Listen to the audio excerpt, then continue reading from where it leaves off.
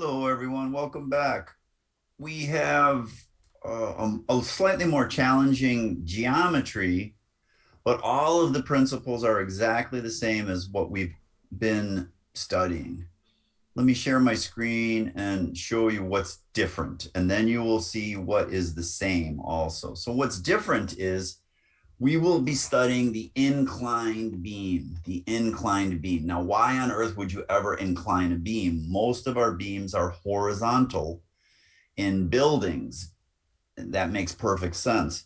Sometimes you need it for architectural reasons, which could be a little fanciful, as IMP shows us here in beautiful, glamorous downtown Cleveland. Or it could be stairs, for instance, the beams supporting the treads on a stair, a far more practical approach. But in any event, what we have to do is the modern Muller Breslau method when we have an inclined member, not the classic. We have to use the modern method.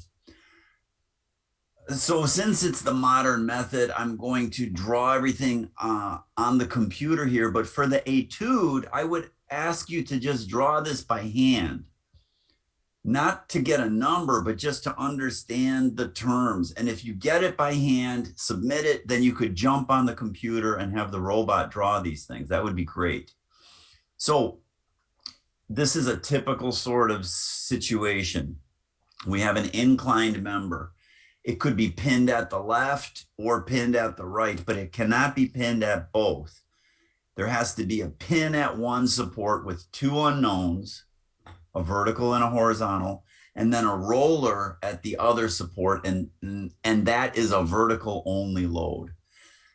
The frictionless surface is horizontal on the right-hand side, okay? You get that? That's the problem setup. The loads could be vertical, they could be horizontal, they could be a combination of vertical and horizontal. That's fine.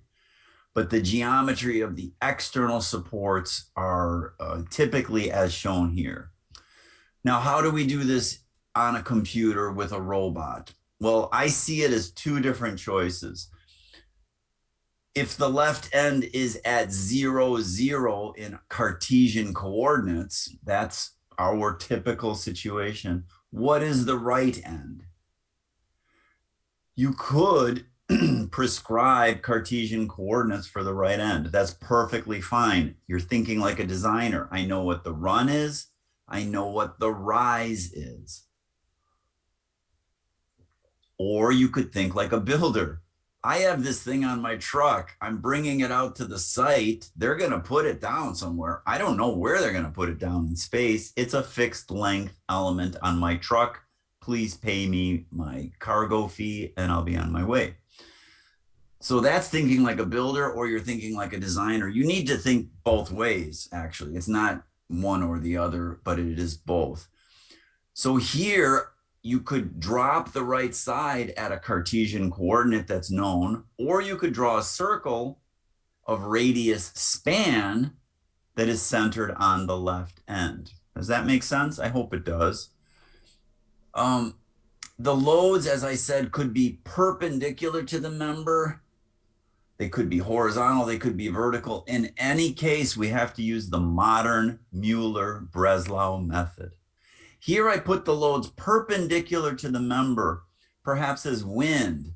So when wind blows on a structure on the windward side, it is perpendicular to the surface as compression. On the leeward side, the other side of the building, it is suction, it is pulling out. So in either case, it is perpendicular to the member. We use the word normal in mathematics to describe a perpendicular axis, normal. It's a pretty common term in engineering too, not just in mathematics, normal.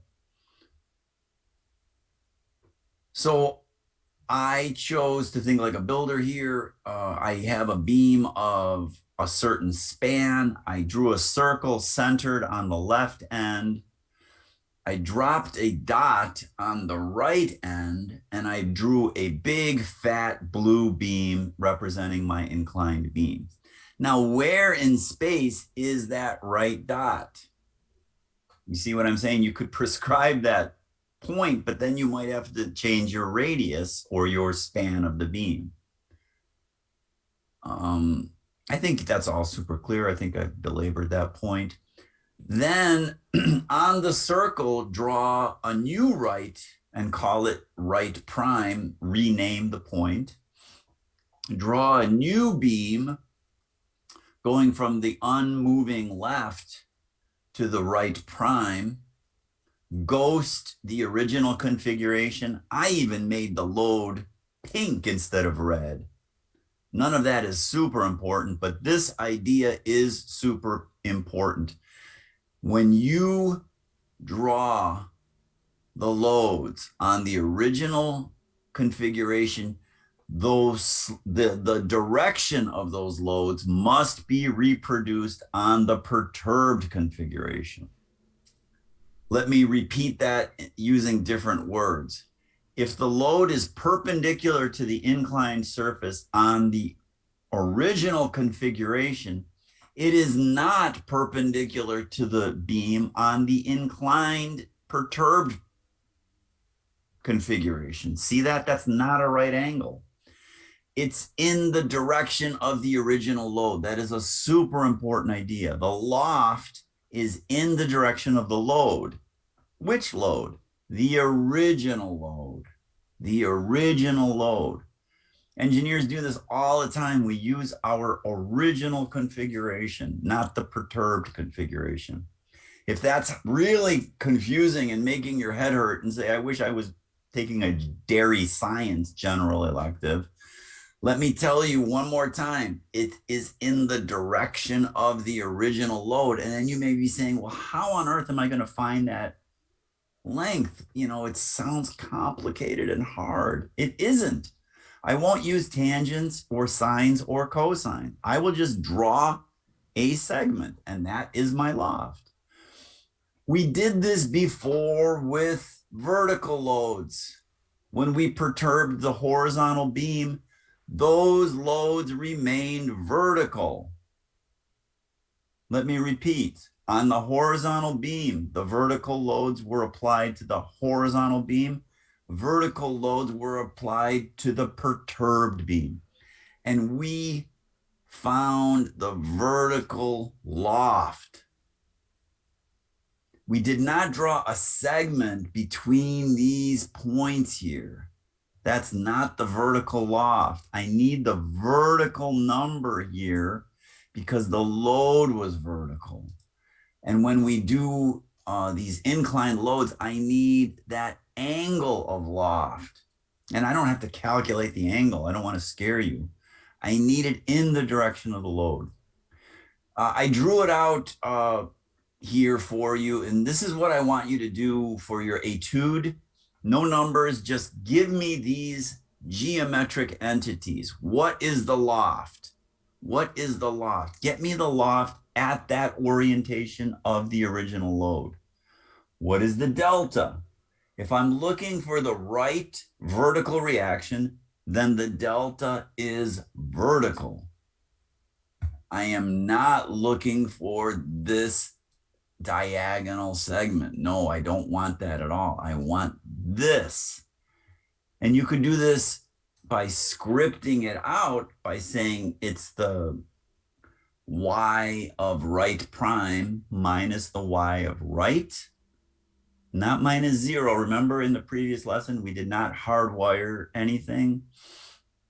Or you could draw a segment. And I think the segment is the way to go. And the segment is absolutely necessary once we get on these inclined configurations. Otherwise, you've got to start using trigonometry to figure out what is that hypotenuse. And nobody wants to do that. We love geometry. We're just going to stick in the geometric world. Make sure everything is glued together. Make sure your perturbations become small. If you have a theoretical answer, you could check your theoretical answer, but this first etude is not about any numbers. It's just about these geometric entities. Okay, so much for the right vertical support. I started with the right vertical supporting reaction because it is pinned at the other end. It's super obvious that that thing is like a clock hand, just rotating like a clock hand. Back when we had analog clocks, the good old days. This one is a little harder to maybe imagine. Okay, what is the left vertical reaction? What is the left vertical reaction? And I'm giving you a hint here. The hint is look at this. What is happening? This can only slide horizontally. It's on that frictionless surface. So if I move this up, what's going to happen? What's going to happen? This is different than the clock hand. It's different than the clock hand. So if your head is exploding here, let me show you the clock hand, okay? So you don't have to do this for the etude today, but you will do it this next time. I just want you to draw this entity and this entity by hand for your etude. But this is the clock hand, right? You could see it's a clock hand. The other one is not a clock hand. The other one is not a clock hand. So let me find that other one here. Lesson RLY. Do you see how I'm organizing my scripts here? You could do that. RLX, RLY, RRY. So let's do RLY. Well, what is it looking like? It looks like this. You could see that sliding on that horizontal. See that? It's sliding on that. It's sliding on that horizontal. The horizontal is there. I just hit it. Y right here. See that? It's like a slot. And do you see how the red arrow remains parallel to the original configuration right there? That's a thing of beauty. And then this loft is this segment. And the delta is the vertical distance, but I drew it as a segment, as a vertical segment. I think that's a lot easier. It's a couple of clicks, but I want this to be crystal clear. Okay. So let me stop this share, go back to the PowerPoint.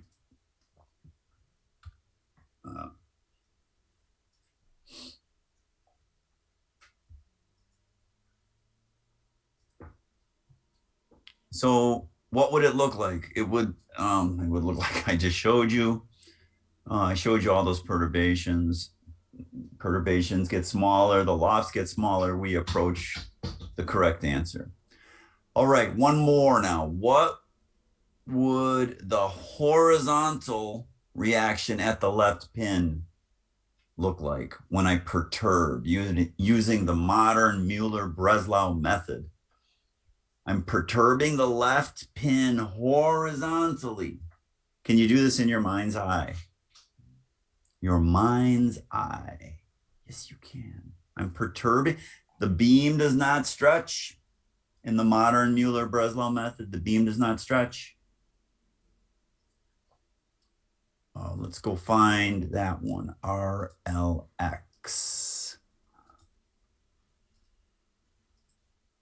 RLX.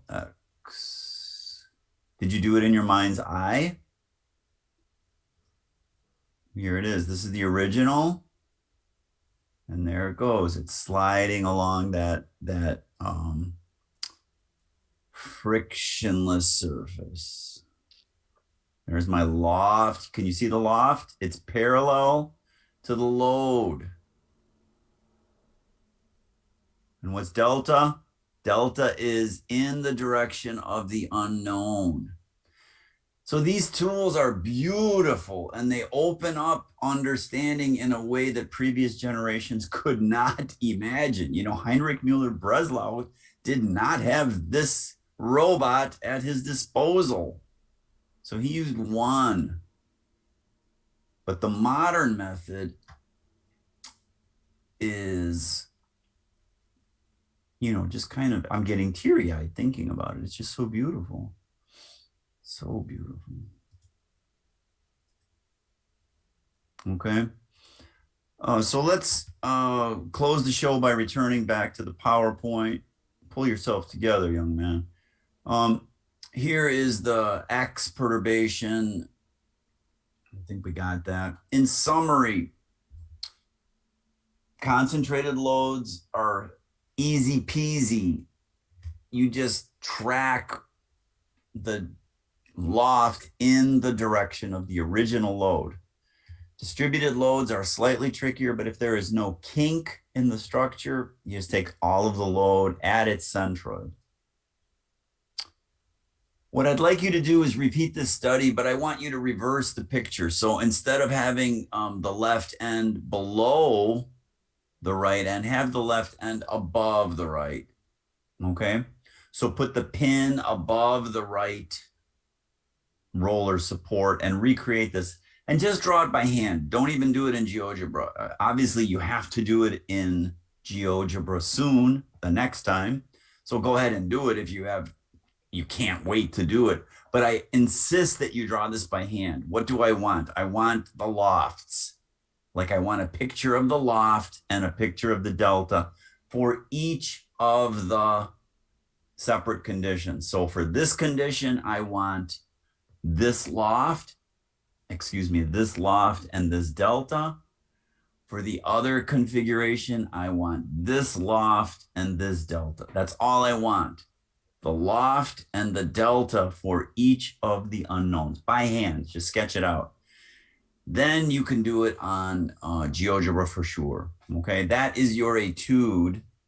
There's a few other things here about efficiency and economy, but in a hand drawing, you could be a little inefficient. That's fine. So I hope you enjoyed it. Ask questions if you have them, of me, of your peers, of each other. Just keep talking about geometric methods. It's great. Thank you.